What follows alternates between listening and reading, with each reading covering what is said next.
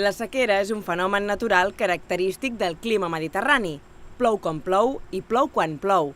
Les pluges són irregulars, amb llargues temporades sense precipitacions, i sovint hi ha anys que plou molt per sota de la mitjana. L'aigua és, doncs, un recurs que escasseja, i les previsions de futur, conseqüència del canvi climàtic, apunten que els episodis de sequera cada cop seran més habituals. Com ens podem preparar per als períodes cíclics de sequera? La sequera és un fenomen natural a la nostra climatologia. De fet, venim d'uns anys molt secs, tot i que aquest inici de 2018 ha estat molt plujós. En el futur, aquests fenòmens de sequera es repetiran i cada vegada seran més freqüents i més severs. És per això que hem de continuar repensant la nostra relació amb el cicle natural de l'aigua. La sobreexplotació de les fonts d'aigua superficials i subterrànies, juntament amb el canvi climàtic, fan que cada vegada les masses disponibles d'aigua natural seran menors.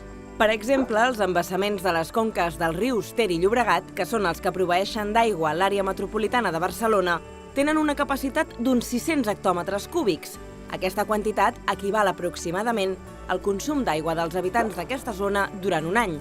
Això vol dir que als anys de baixa precipitació la capacitat de satisfer la demanda és baixa. En aquest context de sequeres cada vegada més severes i freqüents, tots els actors ens hem de comprometre en fer un ús sostenible de l'aigua. Estem parlant de l'àmbit urbà, industrial i agrícola. Tots junts hem de caminar en tancar el cicle de l'aigua.